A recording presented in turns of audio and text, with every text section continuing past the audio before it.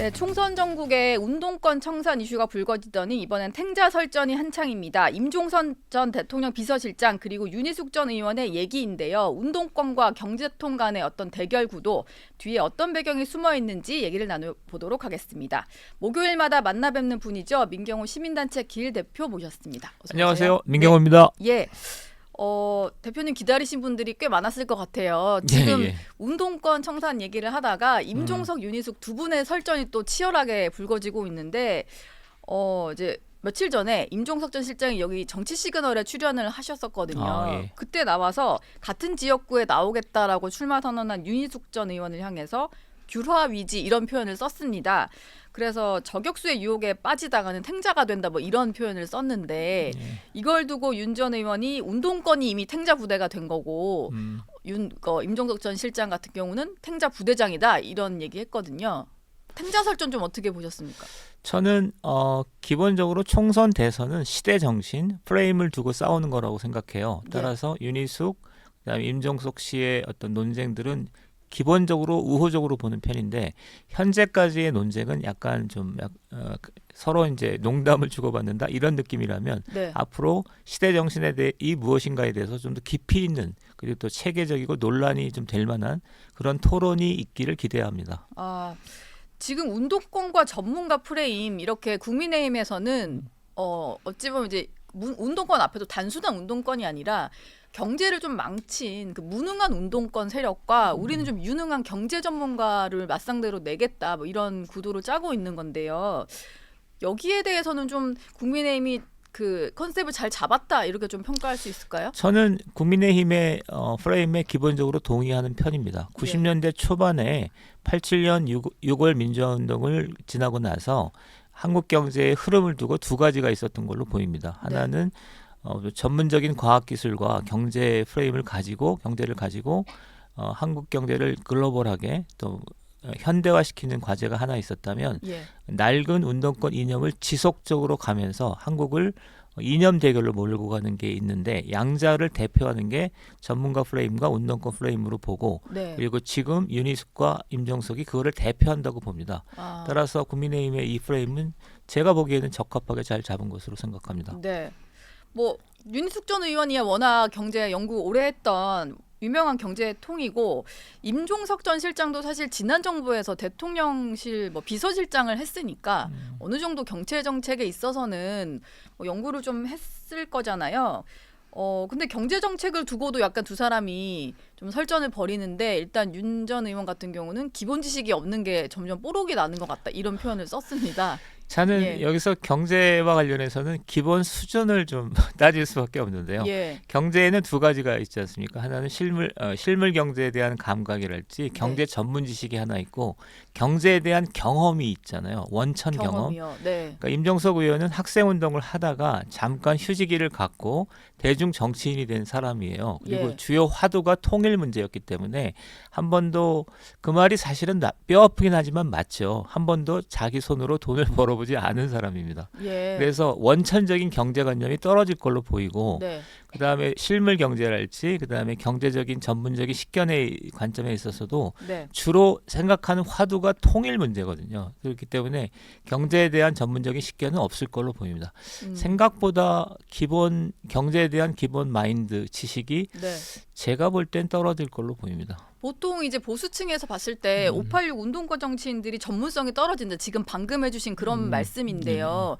사실 그걸 늘 반박을 하면서 본인들은 뭔가 뭐 노동운동이나 이런 걸 투신한 분들 같은 경우는 실제로 이제 노동자의 삶도 경험해 봤다. 뭐 이런 반박 논리를 펴시는데 어떻게 보십니까? 그런 반박에 대해서는. 저도 학생운동 했고 노동운동도 한 2년 해봤고 민주노동당에서 정책 활동도 했거든요. 근데 운동권의 그 활동이라는 건 주로 조직과 투쟁 위주입니다. 그러니까 실물적인 데이터나 실물적인 경제 경험과는 좀 거리가 먼 거예요. 그러니까 노동운동을 경험을 많이 했다고 해서 경제 지식이 있다고 보기 어렵습니다. 그냥 실제로 저희가 생각하는 일반적인 노동자 근로자들이 일을 하는 것과는 좀 다른 개념으로 활동을 하는 거군요. 민 대표께서는 일단 86세대 경제 인식에 대해서 사회 경제적 개혁을 방해한다 뭐 이런 지적을 하셨더라고요. 이 얘기를 좀 어떻게 설명을 자세히 좀 해주실 수 있을까요? 기본적으로 운동권 경제 이론의 뿌리는 농촌입니다. 네. 그러니까 농촌이 성장을 해서 도시화 또는 산업화를 한다는 개념에서 예. 이거를 도시화 또는 노동자 이런 계층에 확대한 건데요. 그래서 그 세상을 보는 관점이 그러니까 안정된 노동을 유지하는 거 여기에 가 있어요. 예. 근데 안정된 노동을 유지하는 거를 현대 관점에서 보면 두 가지 문제가 있는데 하나는 정규직에 대한 과보호죠.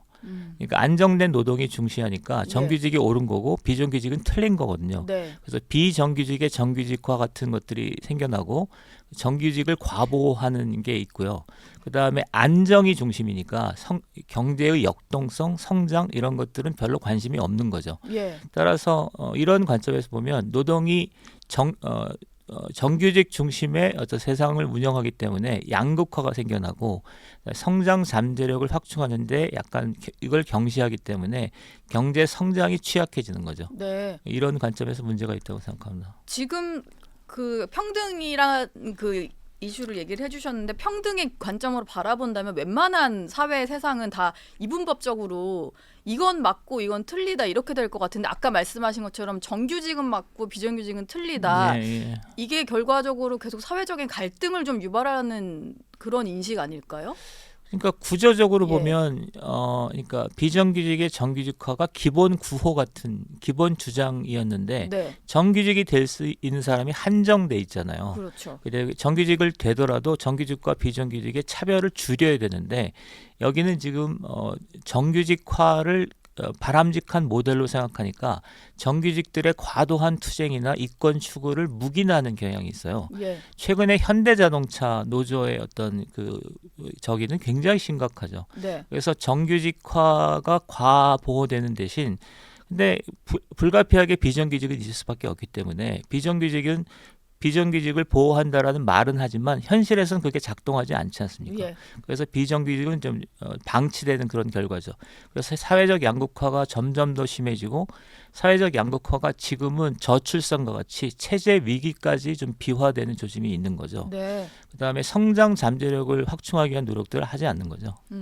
그러면 이제 운동권 세력 중심으로 뭔가 정권을 잡고 그 집권 여당이 되고 좀 정책을 주도했을 때 이런 현상이 좀 많이 벌어질 수가 있겠네요. 예, 양극단으로 가는 양극화 현상이. 예, 그렇습니다. 예.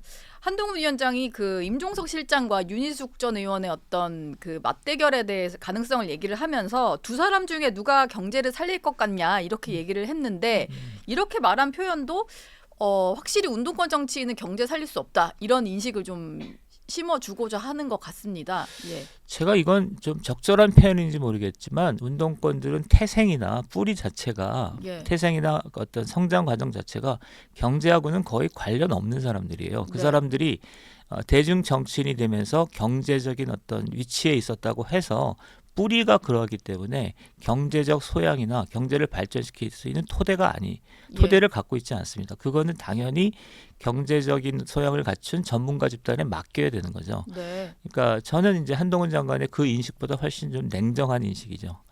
애초에 운동권들이 경제 문제를 다루는 건 좀 넌센스에 가깝다고 생각합니다. 아예 맡을 기회를 주면 안 된다. 뭐 이렇게까지 좀 극단적으로. 예, 전혀 다른 사람들입니다. 예. 그렇습니까? 예. 그러면은 그 사람들이 바라보는 건 좀 더 높은 뭐 이상적인 어떤 지향점을 보고 하는 걸까요?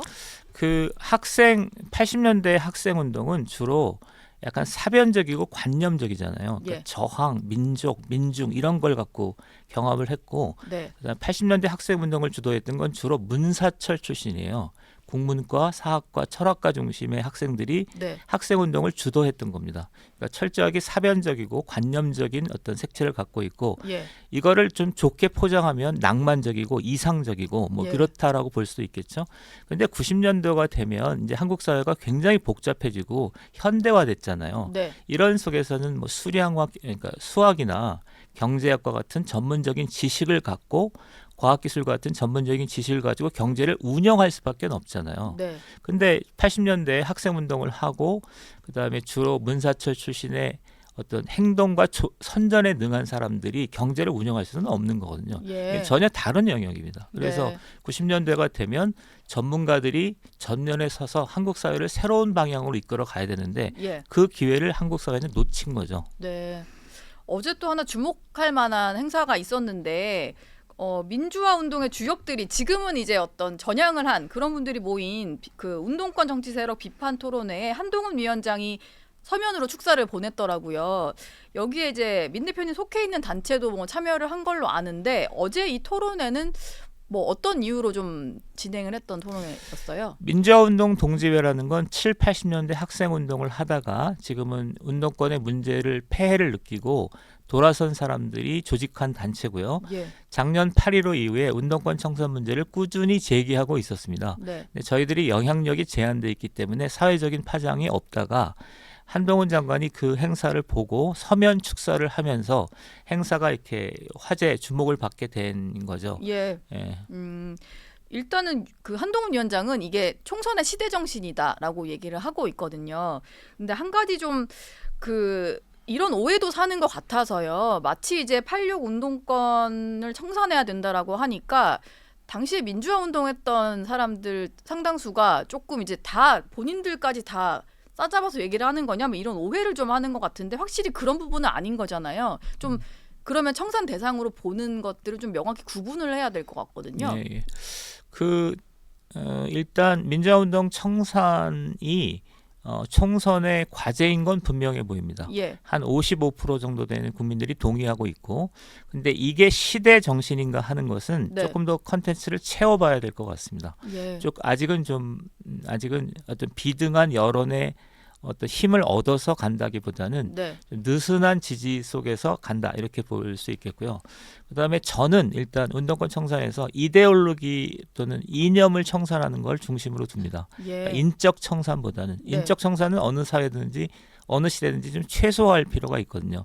이데올로기 청산은 뭐 여러 가지 얘기했지만 대한민국을 부정하는 역사관 네. 이 386 급진 이념의 핵심이거든요.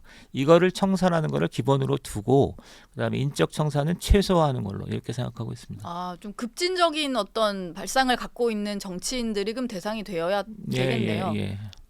혹시 뭐 좀 대표적인 정치인이랄까 그런 인물들이 있습니까? 지금은 저는 사실은 대표적인 정치인이 정청래 의원하고 예. 이인영 의원, 임종석 이 정도를 봅니다. 아, 급진적인 어떤 이념을 가진 분들이요. 근데 이인영 장관 같은 경우도 이제 좀 가려져 있지만 굉장히 급진적인 생각을 갖고 있었던 사람이고 통일부 지금도. 장관까지 하셨는데 예, 그렇지요. 네. 그다음에 임종석 씨도 임수경을 방북시키면서 한국 주사파 열풍을 불러일으켰던 주역이거든요. 예. 그리고 그 사람이 지금 어떤 생각을 갖고 있는가는 조금 좀 따져봐야 되고 정청래 의원은 최근 강화되고 있는 이재명 대표류의 어떤 개딸 정치를 대표하는 인물이기 때문에 그에 맞는 어떤 책임, 역사적 어떤 판단이 필요한 시점이 됐죠. 예.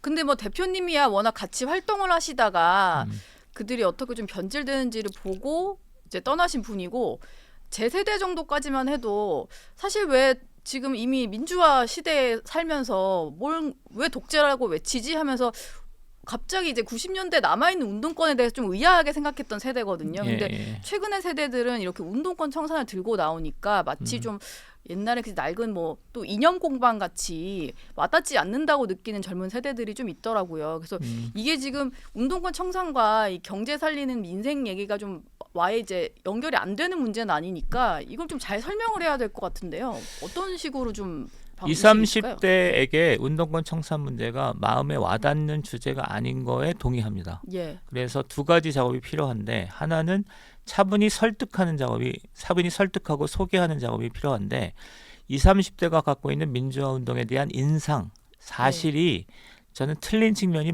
많다고 생각해요. 영화로 좀 많이 접하다 보니까 그런 게 있는 것 같아요. 예, 그렇습니다. 1987년이라는 영화도 다큐멘터리처럼 묘사가 돼 있지만 87년에 서울대 인문대 학생회장이었던 저로서는 저게 내가 살았던 시대와 일치하는가에 대해 의구심을 갖고 있습니다. 아, 그렇습니까? 조금 제가 생각했던 좀 낯선 장면이 많습니다. 너무 극적으로 좀 표현이 되어 있나요? 그렇죠. 그래서 그런 것들을 사실을 쭉 설명하는 게 필요하고 그다음에 지금 말씀하셨던 것처럼 민주화운동 청산과 민생, 민주화운동 청산과 20, 30대의 삶이 어떻게 연관되어 있는 것을 소개해야 되는데 이거는 부족한 게 확실히 있는 것 같습니다. 앞으로의 과제 같습니다. 그럼 사실 민주당 쪽 일각에서는 뭐 이런 식으로 운동권 청산 얘기를 하는 국민의힘 쪽을 향해서 군부 독재에 대해서는 관대하다 이런 표현을 하거든요. 사실 그건 좀 아닌 표현 같은데 여기에 대해서 좀 어떻게 반박을 할 수 있을까요? 오히려 반대죠. 그러니까 임종석, 이인영 장관의 임종석, 정청래 이런 분들의 최근 얘기를 들어보면 군부 독재를 너무 악마화하고 있는 거죠. 자기들의 생각을 합리화하기 위해서 군부 독재를 극단적으로 악마화한 건데 군부 독재도 한국 정치의 어떤 하나의 맥락에 있었던 집단이고 역사적 사실이잖아요.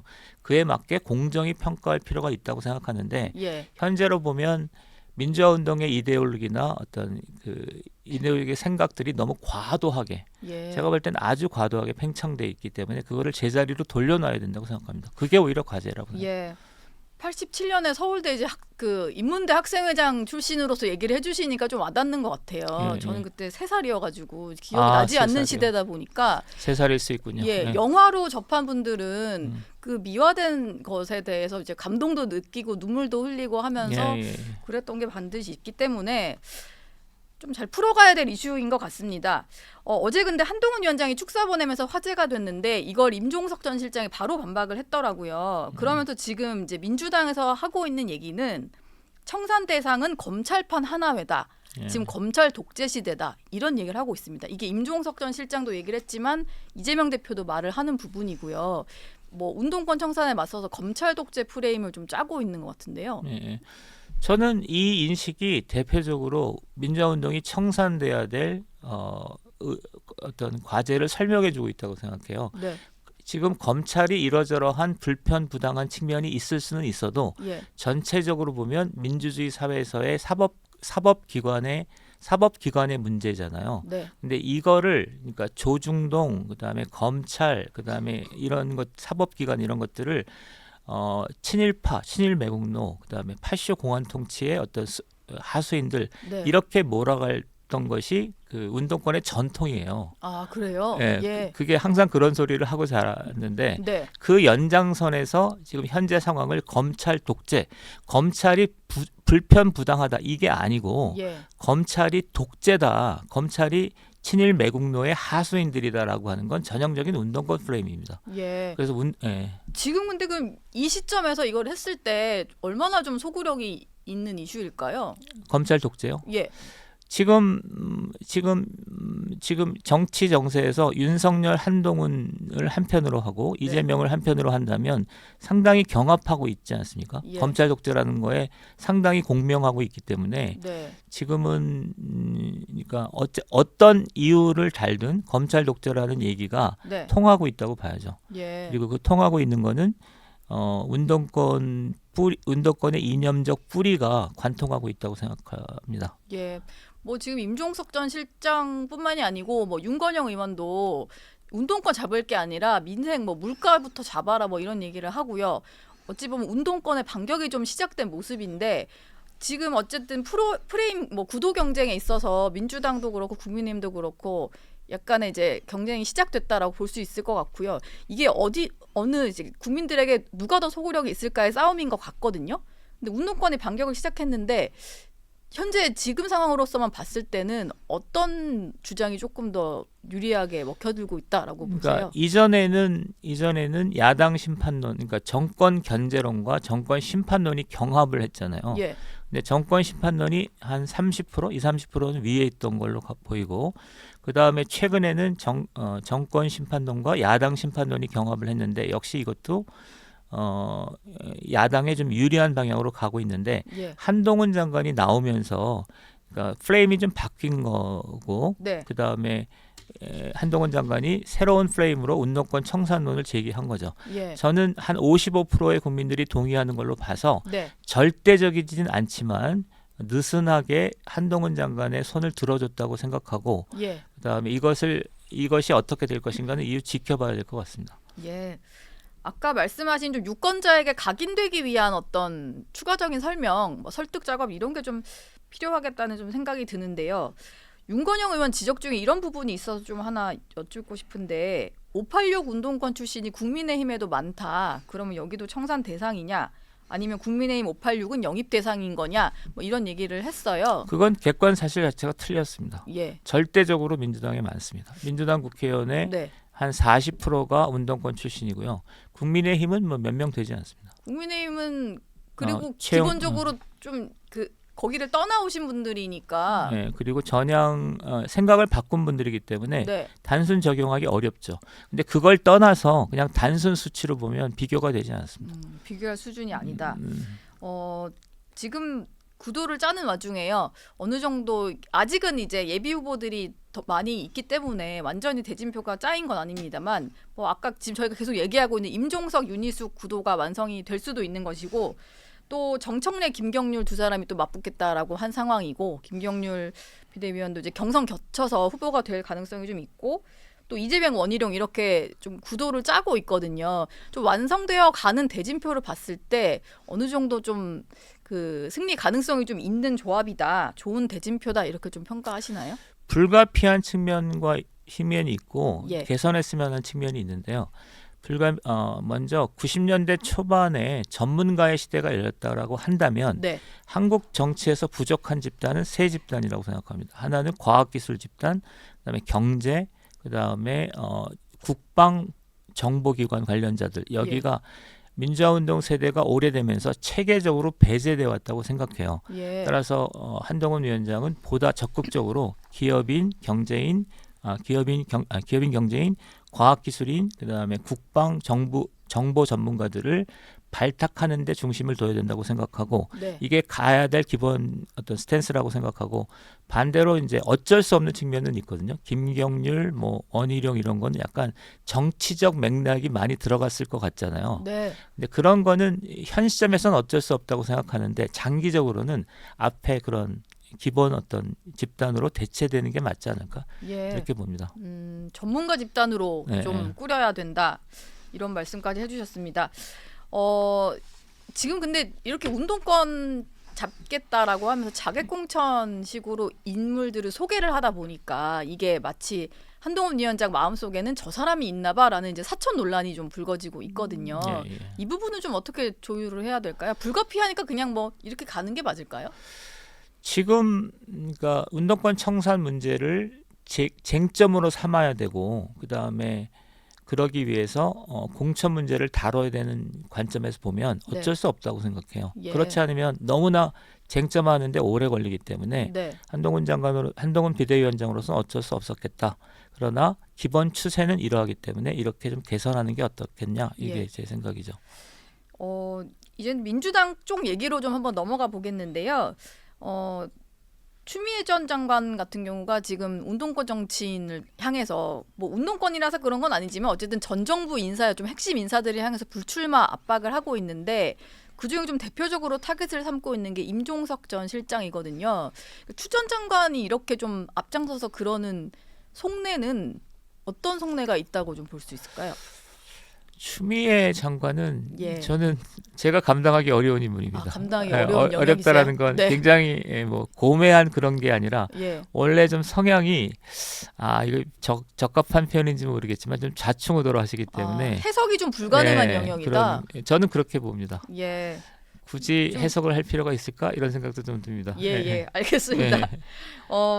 지금 근데 이제 민주당 내부에서는 이런 그 갈등 구도가 형성이 되고 있는 게 뭐 친명들도 세대 교체론 내세우면서 그래서 한동훈 위원장까지도 아니 뭐 약간 민주당도 운동권 청산에 동의하는 줄 알았다라고 할 정도로 갑자기 이제 친명 원외 인사들이 운동권 선배 정치인을 좀 나가주십시오 이렇게 하는 모습이거든요. 이거는 그냥 자리 비워달라는 것 그 이상도 이하도 아닌 걸까요? 어떤 이유가 있을까요? 저는 권력 투쟁으로 보고요. 예. 한총련 97세대가 전대협을 물러나라고 하는 것은 긍정적이라기보다는 부정적이라고 생각합니다. 개악하는 거라고 생각합니다. 아, 개혁이 아니고요. 네. 전대협 세대는 뭐 나름대로 부정적인 평가를 하기는 하지만 족적을 이뤘던 세대인 반면 한총련 세대는 훨씬 더 종북적이라서 시급히 퇴출돼야 될 집단이지 거기가 무슨 전대협 세대를 대체하고 이러는 거는 역사에서 오히려 퇴행일 거다라고 생각해요. 그래서 97세대가 어떤 자리를 요구하는 것은 좀 역시 표현이 좀 그런데 약간 추악한 권력 투쟁 뭐 그런 정도로 봅니다. 뭐 그 86이 떠난 자리를 채울 사람이 97 운동권은 아닌 거다. 이렇게 볼 수가 있겠네요. 아니라고 생각합니다. 예. 친명계 안에서 이제 대표적으로 아까 말씀하셨던 정청래 의원 이런 분들 대표적으로 약간 청산 필요성이 있는 인물이다 말씀해 주셨는데 일단 86 용태론에 대해서는 아무런 반응을 하고 있지 않은 그런 상황인데요. 이분들은 그냥 내 기득권 지키겠다 뭐 이런 생각인 거겠죠? 그 86세대 퇴진론이 본인들이 감당하기 어려운 측면이 좀 있습니다. 감당하기 어렵다라는 건 그동안 한 20년 이상을 좀 숨겨왔던 게 있거든요. 그러니까 이인영 장관, 임종석 의원, 그다음에 정청래 의원이 실제 당신들이 했던 민주화운동이 무엇이냐라고 물으면 본인들이 감당하기 어려운 것들이 꽤 있습니다. 근데 그게 서로 묵인하면서 침묵하면서 그냥 했던 측면이 있고 그다음에 그렇기 때문에 뭔가 논란과 쟁점을 만들기보다는 그냥 침묵하는 것이 그나마 유리하겠다라고 보는 측면이 있다고 저는 생각합니다. 뭔가 그 실제로 했던 행동들이 공개된다면은 알려진 것과 좀 다른 것들이 드러날 수 있는 건가요? 그렇습니다. 그 예를 들어서 정청래 의원 같은 경우는 그 산업 건대 8호 학번이거든요. 그러니까 87년 6월 민주화운동 때 3학년이에요. 그러니까 건대 3학년은 6월 민주화운동 때 어떤 역할을 했다고 보기 어렵거든요. 그러니까 민주화운동을 안 한 거예요. 그런데 이제 본인은 민주화운동을 했다고 이제 계속 얘기를 했고, 그리고 막상 깨놓고 보면 89년 10월달에 미 대사관 저를 점거 방어한 거 이게 주 경력이에요. 근데 이걸 민주화운동이라고 보기 어렵지 않습니까? 미 대사관 방어는 그렇네요. 그러니까 반미 활동인 것 같은데요. 그러니까 전체적으로 보면 정청래 의원이 민주화운동을 한 거야? 이런 의구심이 들 수 있죠. 그러니까 논란이 가열되면 쟁점이 되면 그런 문제가 터져 나올 거기 때문에 본인들이 감당하기 어렵습니다. 임종석 의원도 그렇습니다. 근데 지금 민주당 상황 굴러가는 걸 좀 보다 보면은 그 97 운동권 세력이 좀 이재명 대표 측근들 중에도 좀 그 많다 보니까 뭐 약간 이렇게 친문 인사들이라든지 좀 저격을 하면서 자리를 비워달라고 하지만 실제로 뭔가 공천을 받을 만한 경쟁력이 있다거나 뭐 이런 인물들은 좀 적다는 평가를 받거든요. 실제로 97 운동권을 대표했던 인물은 강의원이거든요. 강의원인데 강의원 씨, 정희찬 군도 공천을 진입하지 못했잖아요. 검증 신청 철회하고 이랬었죠. 그러니까 나머지도 잘 안 되는 겁니다. 그러니까 97세대의 어떤 86세대 대체로는 제가 볼 때 그 자체가 말이 안 되는 얘기입니다. 뭐 그럼 그렇게 해봤자 결론적으로는 뭐 97도 진입을 못할 것이고 86은 좀 시대적으로 자연스럽게 좀 소멸되어 가는 과정이고 뭐 이렇게 볼 수 있는 걸까요? 그렇게 생각합니다. 이재명 대표가 계속 검사 독재를 시대 정신으로 내세우면서 선거 치를 것 같은데요. 아까 잠깐 저희가 얘기를 나누기는 했지만 이런 시대 정신이 좀 자리를 잘 잡아서 진행이 돼야 될 텐데 운동권과 뭐 검사 독재 이런 구도로 계속 맞붙는 것은 좀 바람직한 일이라고 보십니까? 사실은 바람직하지 않죠. 그러니까 검사 독재라는 프레임이나 생각들은 너무나 낡은 거죠. 그러니까 시계를, 그러니까 우리의 어떤 관심을 2022년 3월 9일 대선으로 다시 옮겨두는 거잖아요. 그러니까 시계를 계속 지체하는 거기 때문에 검사 독재라는 얘기는 너무나 낡은 프레임인데 어쩔 수 없는, 역사에서 어쩔 수 없는 측면이 있죠.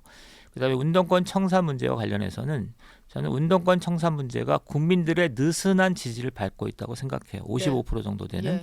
그러나 거기에 더해서 한국의 이후의 안보는 어떠해야 되는가, 경제는 어떠해야 되는가라는 얘기를 갖다 붙여서 운동권 청산 문제가 전체적으로 생동감 있고 풍부하게 되는 거, 이게 향후의 과제일 거라고 생각합니다.